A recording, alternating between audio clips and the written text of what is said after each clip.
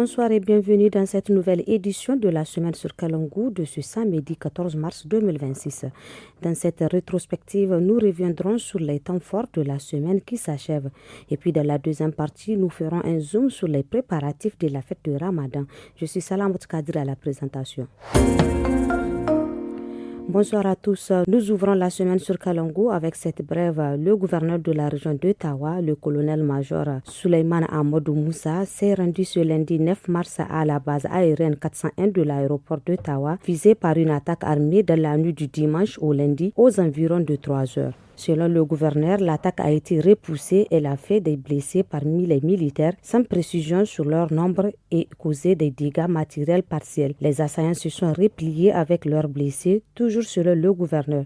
Il a également indiqué qu'une enquête est ouverte.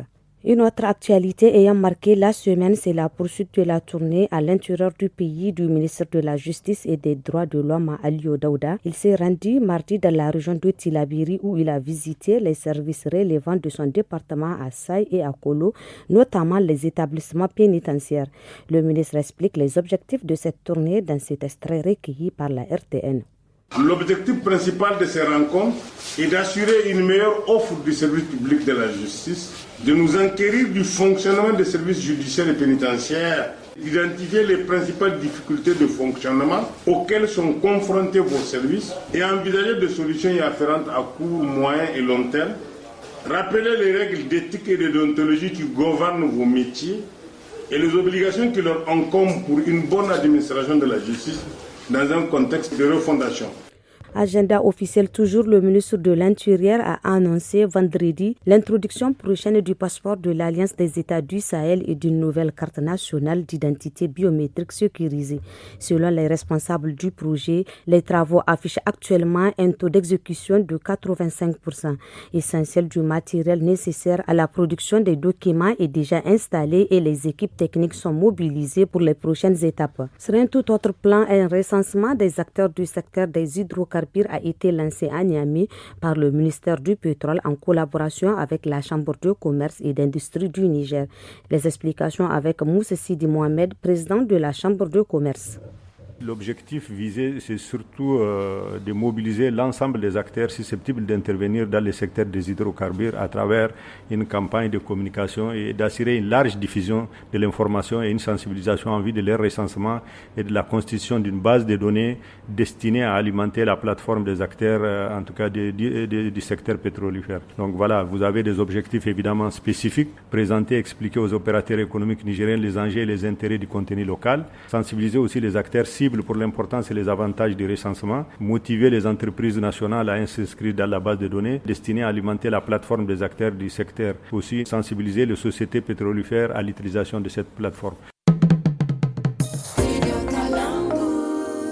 Parlons sécurité routière dans cette rétrospective de l'actualité.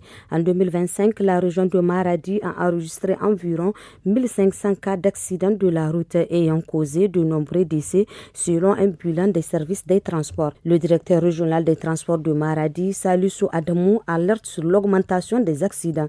Suivons sa réaction. Durant l'année 2025, 1473 cas d'accidents.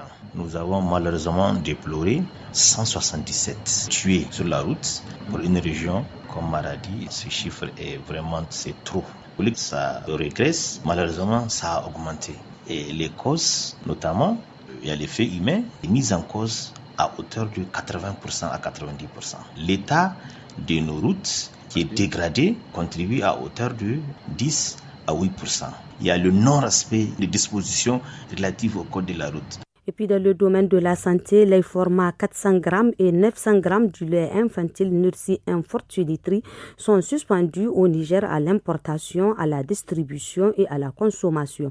La décision a été annoncée par le ministre du Commerce dans un communiqué diffusé mardi soir sur les antennes de la radio-télévision du Niger. Cette mesure fait suite à la mise en évidence d'un défaut critique compromettant la qualité sanitaire du produit déjà interdit dans plusieurs autres pays. Le ministre a cet effet, instruit tous les distributeurs, détaillants et autres opérateurs économiques concernés de retirer immédiatement ce lait du circuit de distribution et des points de vente en vue de sa mise en quarantaine. Sur le plan religieux, la nuit du destin ou Laylatul Qadri est observée au cours de cette troisième décade du mois de Ramadan. Selon le prédicateur, c'est au cours de cette nuit que le Coran a été relevé. Oustaz Haladou Yahya nous en dit plus sur la manière de tirer profit de ses bienfaits.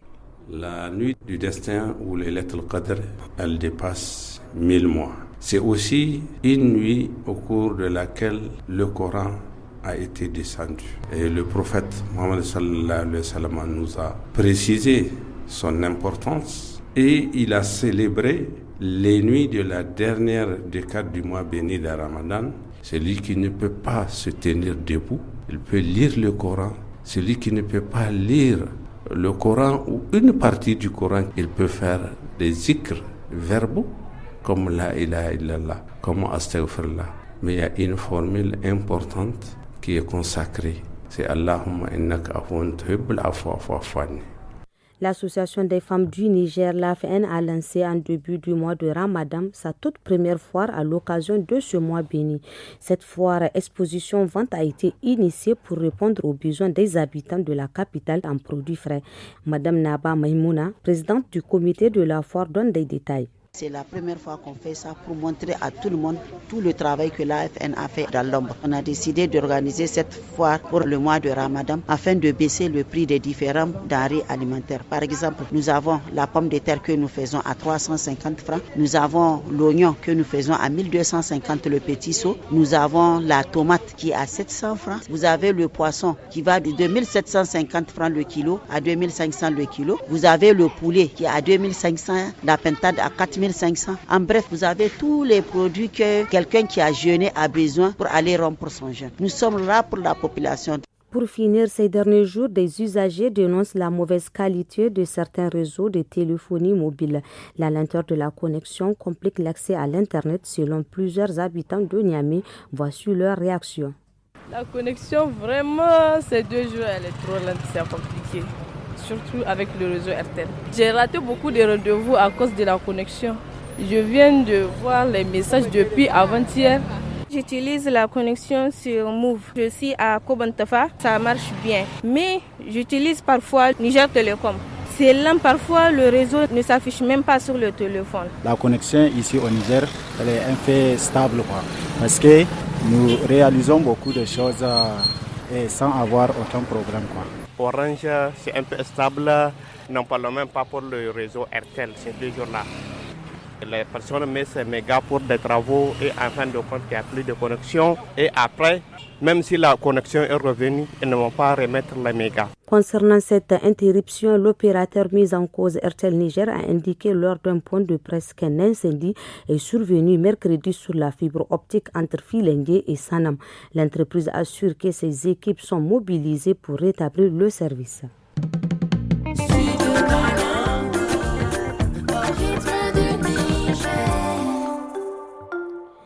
À quelques jours de la fête du Ramadan, l'ambiance monte dans les marchés de Niamey et les grandes villes du pays. Entre achats de vêtements, confection de tenues et achats de volailles, les familles s'activent malgré un contexte économique difficile.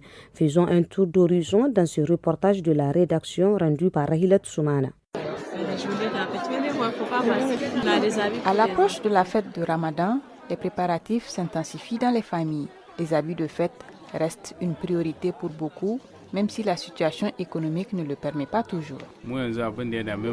Actuellement, notre préoccupation, c'est les habits de fête pour les enfants. Chaque fois, mon enfant me demande où sont mes habits de fête. Je lui réponds que le tailleur n'a pas encore fini la couture. Et présentement, je suis chez le tailleur même. Pour la fête, les enfants ont besoin qu'on leur achète de nouveaux habits, des chaussures, etc. Alors que cette année, on n'a vraiment pas d'argent. Au grand marché de Niamey, hommes et femmes se rendent aussi dans les ateliers de confection de hijab. Pour beaucoup, cette tenue est désormais plus abordable.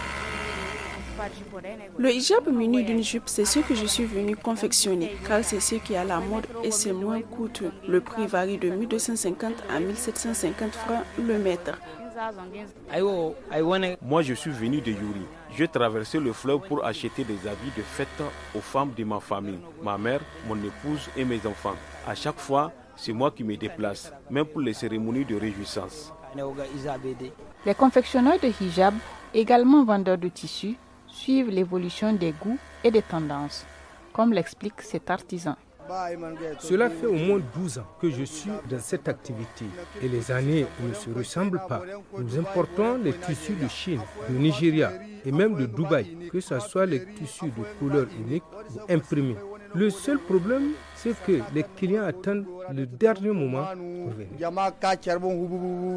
C'est pourquoi dès qu'ils se sentent débordés, certains préfèrent tout simplement clôturer les commandes.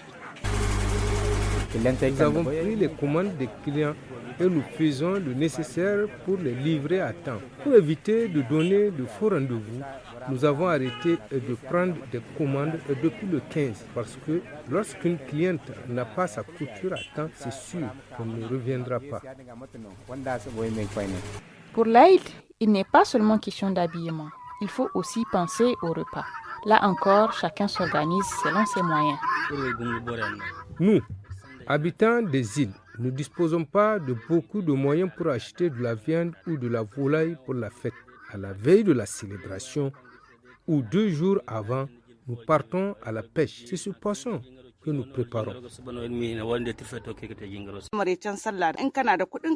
Nous, c'est la veille de la fête qu'on achète de la viande de bœuf ou de chameau parce que cette viande est plus consistante et abordable. Toute la famille en mange et on peut même offrir quelques plats aux voisins.